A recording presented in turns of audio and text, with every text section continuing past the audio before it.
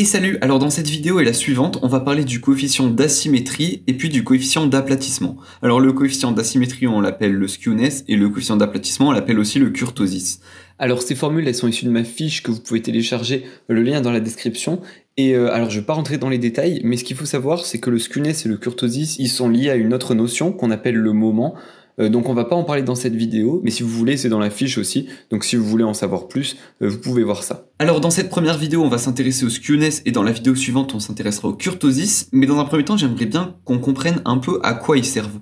Alors globalement, quand on a une distribution, par exemple, quand on a des notes, eh ben, ces notes, on veut savoir si la manière dont elles sont distribuées ressemble ou pas à une loi normale. Alors bien sûr ça, on le verra graphiquement juste après, mais dans un premier temps, ce qu'on va faire, c'est qu'on va s'intéresser à la formule du skewness.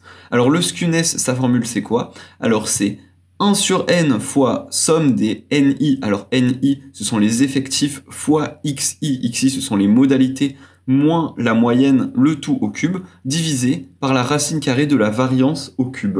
Alors, autrement dit, là, c'est un peu comme si en haut, vous aviez la variance, sauf que au lieu de mettre un carré ici, vous mettez un cube, et là, pareil, vous mettez la variance au cube.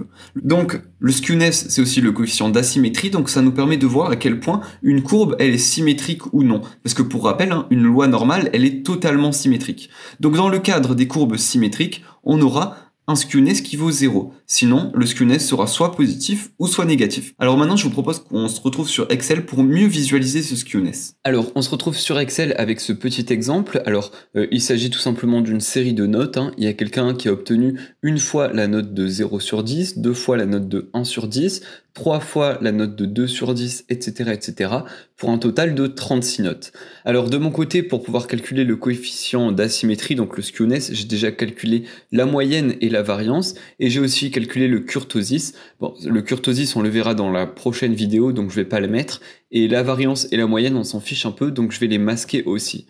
Voilà, donc du coup là il me reste juste le skewness, et en plus de ça, j'ai aussi mis ici un graphique, donc là il s'agit du graphique en bâton, on avait vu comment faire ça, il y a pas mal de vidéos déjà, et bah, tout simplement, là par exemple la note de 0 sur 10, on l'aurait obtenue une fois, donc 0 sur 10 obtenu une fois, c'est bien ça. Alors sur le graphique en bâton, j'ai juste mis une petite courbe rouge comme ceci, mais ça c'est juste pour bien visualiser la symétrie ou la dissymétrie. Voilà. Alors déjà, on peut se demander qu'est-ce que c'est qu'un skewness nul. Eh ben, un skewness nul, c'est quand on a une parfaite symétrie des données. Autrement dit, donc là, je regarde mes données, la valeur du milieu, c'est 5. Est-ce qu'on a une parfaite symétrie de part et d'autre de 5? Eh bien là, on voit que visuellement, oui, on a une parfaite symétrie, donc on s'attend à un skewness nul. Et là, c'est bien le cas. Je peux faire par exemple, là je peux mettre 10 ici et je peux mettre aussi 10 en bas comme ceci. Et bien là pareil, on a une symétrie axiale par rapport à l'axe 5. On voit bien qu'on a une symétrie comme ça, voilà. Alors maintenant qu'on a vu ce qu'était un skewness nul, je vous propose qu'on voit ce qu'est un skewness négatif. Alors pour ça, je vous ai mis ici une nouvelle série de données et on voit qu'on a un skewness négatif. Alors déjà, si le skewness n'est pas nul, ça veut dire qu'on n'a pas une symétrie parfaite. Et là, on voit bien qu'on n'a pas de symétrie parfaite. Et skewness négatif, ça veut dire que la courbe, elle est étalée vers moins l'infini. Et là, c'est bien le cas, on a un étalement à gauche, donc vers moins l'infini. Alors là, le skewness, on voit qu'il est assez petit, puisqu'il vaut que moins 0,24, mais si on voulait qu'il soit plus grand, eh ben, il aurait tout simplement fallu, en quelque sorte, augmenter l'étalement de la courbe. Donc, autrement dit, là, on peut baisser les valeurs, par exemple, jusqu'à 5, et on peut augmenter celles jusqu'à 10. Donc, par exemple, regardez, si je baisse la valeur 3, et que à la place de 15, je mets 1, eh ben, regardez, hop, on voit que le skewness a augmenté.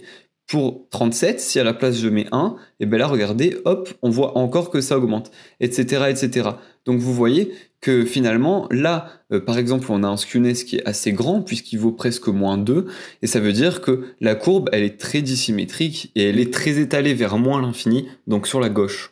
Alors maintenant qu'on a vu ça, on peut voir aussi ce que c'est qu'un skewness positif.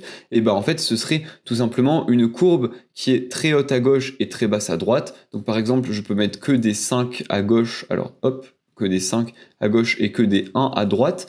Et là, ben regardez, on a un skewness qui est positif, puisque la courbe n'est pas symétrique et elle est étalée vers plus l'infini. Voilà, donc j'espère à travers cette vidéo que vous avez bien compris ce qu'était le skewness, notamment ce qu'était un skewness nul, un skewness positif ou négatif. Si c'est le cas, vous pouvez lâcher un petit like, ça fait super plaisir. Si vous avez des questions ou quoi, comme d'habitude, vous pouvez les laisser dans les commentaires.